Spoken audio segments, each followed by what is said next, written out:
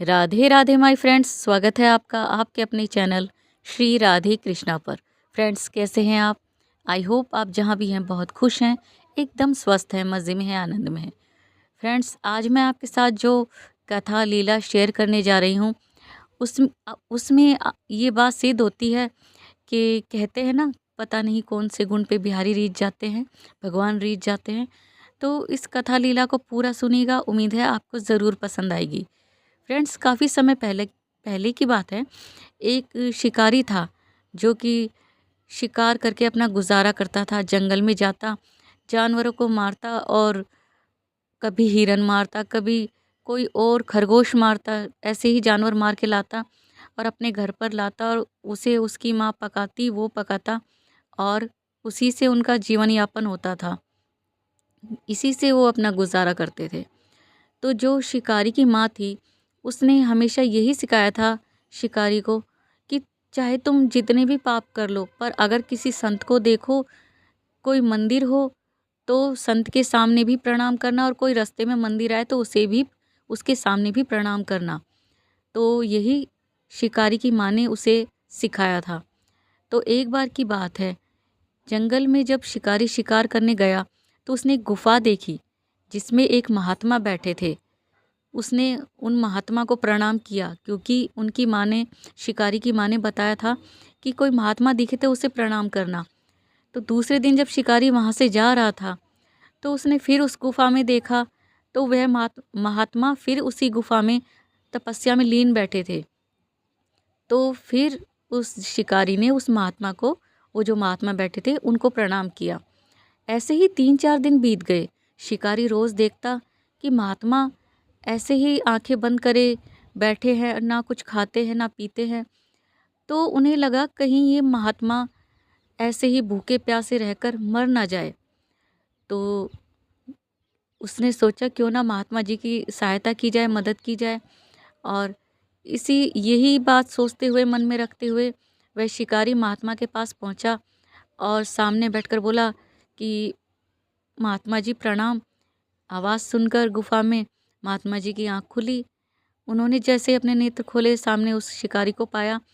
तो कहा, हाँ बोलो बच्चा, क्या समस्या है? तो उस शिकारी ने कहा कि महात्मा जी, मैं आपको रोज़ देखता हूँ, बहुत दिन हो गए आपको देखते हुए कि आप ना कुछ खाते हैं ना पीते हैं, और ऐसे ही आंखें बंद करे बैठे रहते हैं और भगवान को याद करते रहते हैं।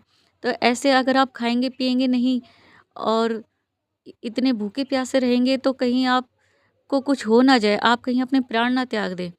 तो महात्मा ने कहा कि नहीं, मुझे कुछ नहीं होगा। तो शिकारी ने कहा, नहीं नहीं, मैं आपके लिए जाता हूँ, आप कहे तो मैं अभी एक हिरन मार के लाऊं और आपको पकाकर खिलाऊं, तो आपका पेट भर जाएगा। महात्मा जी मुस्कुराए, और क्योंकि शिकारी के पास तो जैसा उसका जीवन था वो वैसी ही बात करेगा, क्योंकि वह तो हमेशा शिकार करके ही खाता था पकाकर। तो महात्मा ने कहा कि नहीं, मुझे जो हिरन चाहिए वो मैं, तुम ला नहीं पाओगे। तो शिकारी ने कहा, नहीं महात्मा जी, मैं आपको ज़रूर, आप जैसा हिरन बताओगे मैं ला के दूंगा। तो महात्मा ने कहा, नहीं, तुम ऐसे हिरन का शिकार नहीं कर पाओगे, वो तुम्हें नहीं मिलेगा। तो चोर ने, वो जो शिकारी था फ्रेंड्स, उसने फिर रिक्वेस्ट की, प्रार्थना की महात्मा से कि नहीं, आप बताइए कैसा हिरन चाहिए, 12 सींगा चाहिए या जैसा भी चाहिए, मैं आपको ला के दूंगा। और मैं आपको वचन देता हूँ कि जब तक आप खाना नहीं खाएंगे, आप कुछ खाएंगे पिएंगे नहीं, तब तक मैं भी अन्न का एक दाना मुंह में नहीं लूँगा या कुछ भी खाऊंगा पीऊँगा नहीं। तो महात्मा ने कहा, ठीक है, मैं बताता हूँ। तो जो शिकारी था उसने कहा, हाँ आप बताइए, मैं वैसा ही हिरन आपको ला के दूंगा। तो महात्मा ने कहा, ठीक है, मैं बताता हूँ, तुम अपने दिमाग में रखना कि मुझे कैसा चाहिए। तो जो मैं हिरन बताने जा रहा हूँ उसके सर पर मोर मुकुट है। तो शिकारी ने कहा, अच्छा, हिरन मोर मुकुट पहनता है? तो महात्मा ने कहा, हाँ, और वह गले में वैजंती माला पहनता है। तो शिकारी ने कहा, अच्छा, वह माला भी पहनता है, श्रृंगार करता है हिरन?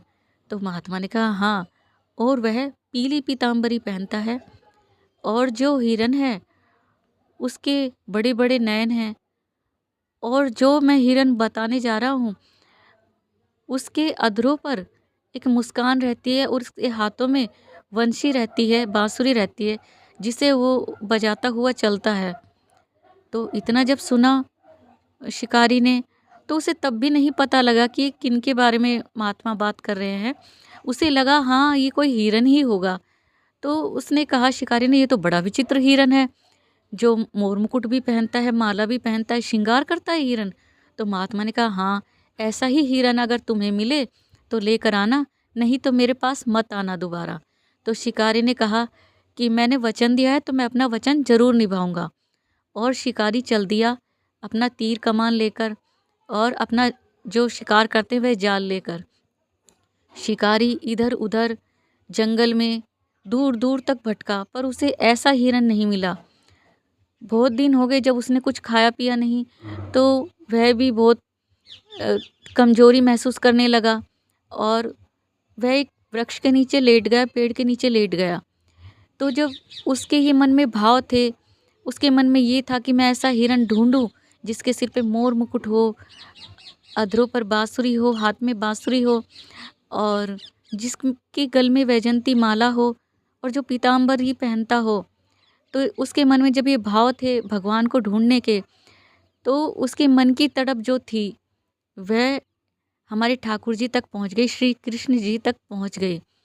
और उसकी ऐसी हालत हमारे ठाकुर जी, हमारे कान्हा जी देख नहीं पाए, क्योंकि वह तो बहुत दयालु हैं, आप सभी को पता है।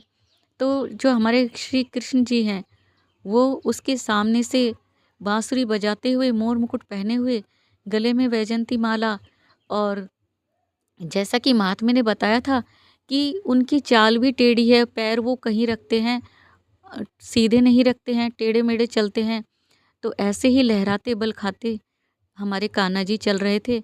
चोर ने जैसे ही देखा तो ठाकुर जी के ऊपर, श्री कृष्ण जी के ऊपर, हमारे कान्हा के ऊपर जाल फेंक दिया जिससे वह शिकार करता था, और उस जाल में ठाकुर जी को लेके अपने कंधे पर डाला और चल पड़ा महात्मा जी के पास, खुश होते हुए कि आज तो मैं महात्मा जी को भोजन कराऊंगा, इस हिरन को पकाकर खिलाऊंगा। यही सोचते हुए गुफा में चोर पहुंचा। तो जाकर एकदम से उसने तेज से कहा, क्योंकि वह बड़ा खुश था, कि महात्मा जी देखो देखो, जैसा आपने हिरन कहा था मैं लेकर आ गया। महात्मा ने आँख खोली तो देखा कि जाल में हमारे ठाकुर जी, श्री कृष्ण जी, उसके कांधे पर बैठे हुए बांसुरी बजाते आ रहे हैं। तो महात्मा जी ने जब यह देखा कि एक शिकारी को भगवान मिल गए हैं, तो वह हाथ जोड़कर बैठ गए। तो जो भगवान हैं वो एकदम, क्योंकि वह तो भगवान थे, प्रभु थे, तो एकदम जाले में से निकलकर सामने प्रकट हो गए। चोर भी ये सब देख रहा था। तो चोर बोला कि देखिए महात्मा जी, मैं आपके लिए ये हिरन ले आया हूँ, आप कहे तो मैं अभी इसे पकाकर आपको खिलाऊं और मैं भी खाऊं। तो महात्मा ने कहा भगवान से, हे भगवान, हे मेरे ठाकुर जी, आप जैसे सब पर कृपा करते हैं, इस पर भी कृपा कीजिए और इसे अपने मुक्ति दीजिए इस जीवन से। माना इसने बहुत पाप किए हैं, बहुत जानवर का शिकार किया है, पर ये अंत में इसने आपको पा लिया है। तो जो हमारे ठाकुर जी हैं, उन्होंने उसे गले से लगाया चोर को और उसे मुक्ति दी। वह एक दिव्य ज्योति के रूप में ठाकुर जी में समा गए। तो फ्रेंड्स, जो महात्मा थे, गुरुजी थे, वो इतने दिनों से भूखे प्यासे बैठे थे, उन्हें भगवान नहीं मिले, श्री कृष्ण नहीं मिले। और जो शिकारी था, उसने इतने पाप किए, इतने जानवरों को मारा, पर उसके मन में सच्चे भाव थे। जो हमारे बिहारी जी हैं, जो हमारे श्री कृष्ण जी हैं, उनको पाने की तड़प थी, चाहे अनजाने में ही सही। तो इसीलिए कहते हैं कि पता नहीं कौन से गुण पे बिहारी रीझ जाते हैं।